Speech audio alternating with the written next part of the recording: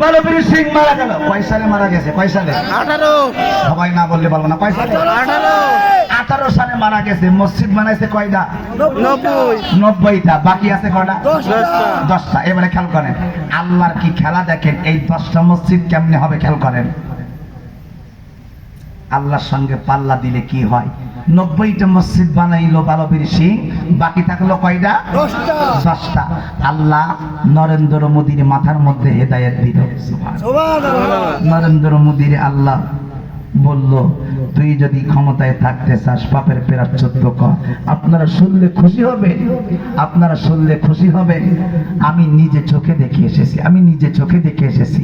ভারতের বাবরি মসজিদ যে ভারতের অযোধ্যায় ছিল, সেই অযোধ্যা থেকে 25 কিলোমিটার দূরে, 25 কিলোমিটার দূরে, 25 কিলোমিটার দূরে ভারতের সরকার নরেন্দ্র মোদী বলেছে, আমি যেহেতু বাবরি মসজিদ ভেঙে ওই জায়গায় রাম মন্দির বানিয়েছি, আমি ওয়াদা দিচ্ছি ভারতের অযোধ্যা থেকে 25 কিলোমিটার দূরে আমি 20,000 বর্গ ফুট জায়গা নিয়ে আমি বিশাল বড় পৃথিবীর অন্যতম দ্বিতীয় মসজিদ বানায়া দেব।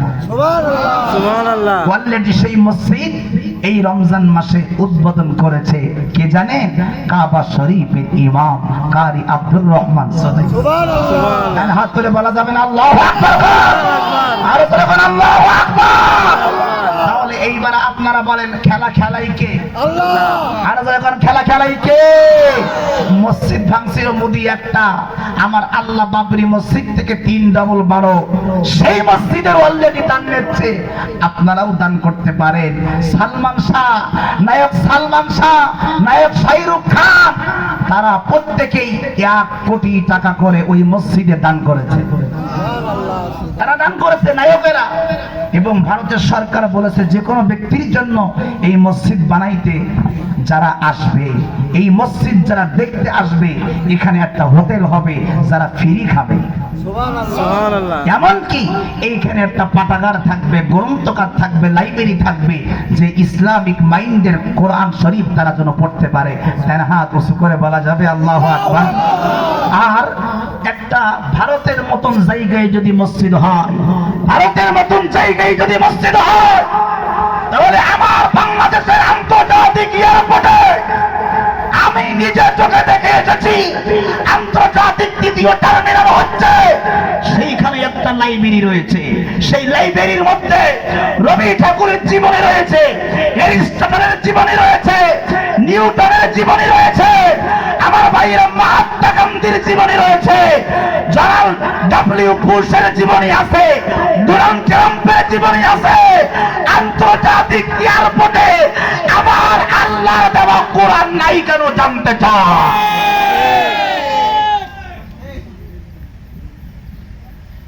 যারা আন্তর্জাতিক এয়ারপোর্টে গেছেন তারা দেখবে।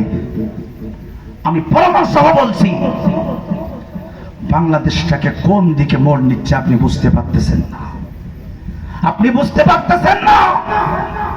একটা আন্তর্জাতিক এয়ারপোর্টে মসজিদ থাকবে এসি, জনগণ যেখানে বসে সেই জায়গায় এসি আছে, কিন্তু চট্টগ্রাম এয়ারপোর্টে যাবার, আমি ঢাকা থেকে কক্সবাজারে আমি যখন ওয়াজ করতে গেছি, চট্টগ্রাম এয়ারপোর্ট, কক্সবাজার এয়ারপোর্টে নামাজের জায়গাগুলোর মধ্যে এসির যে বাক্স মেশিন রয়েছে, এসির বাতাস নাই।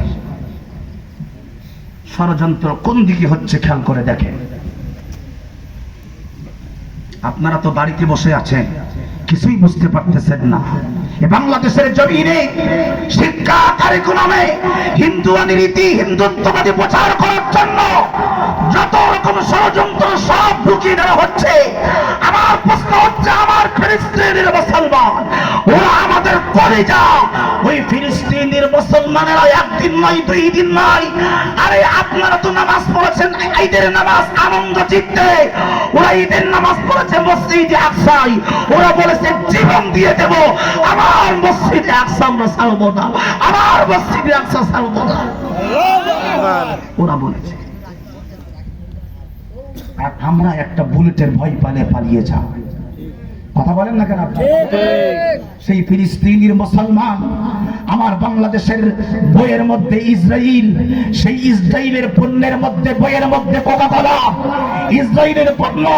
এই মুসলমান, আমি আপনাদেরকে বলতে চাই, কাদিয়ানীদের পণ্য যদি বয়কট করতে না পারে, ইসরাইলের পণ্য যদি বয়কট না পারে, মুসলমানের খাতা থেকে আপনার নামটা মুছে ফেলেন।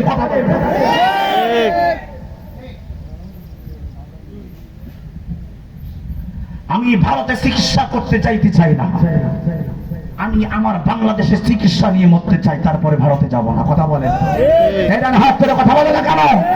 আপনি ভারতকে বন্ধু মনে করেন, আমার দেশের প্রধানমন্ত্রী ফিলিস্তিনের পক্ষে কথা বলে, আর নরেন্দ্র মোদী ইসরায়েলকে অস্ত্র দেয় আমার মুসলমানদেরকে পাখির মতন গুলি করে হত্যা করার জন্য।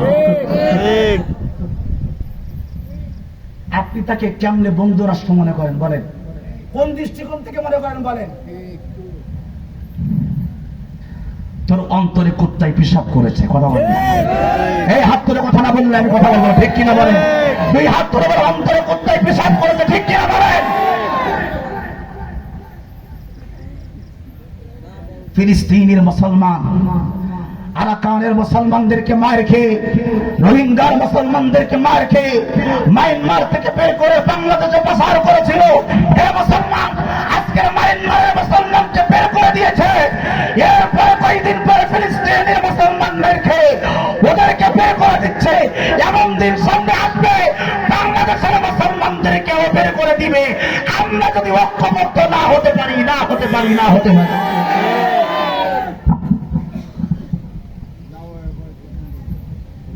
ভুলে যান আপনি আওয়ামী লীগ, ভুলে যান আপনি বিএনপি, ভুলে যান আপনি জাতীয় পার্টি। কথা বলে না কেন? হাত করে কথা বলে না কেন? ঠিক কিনা বলেন?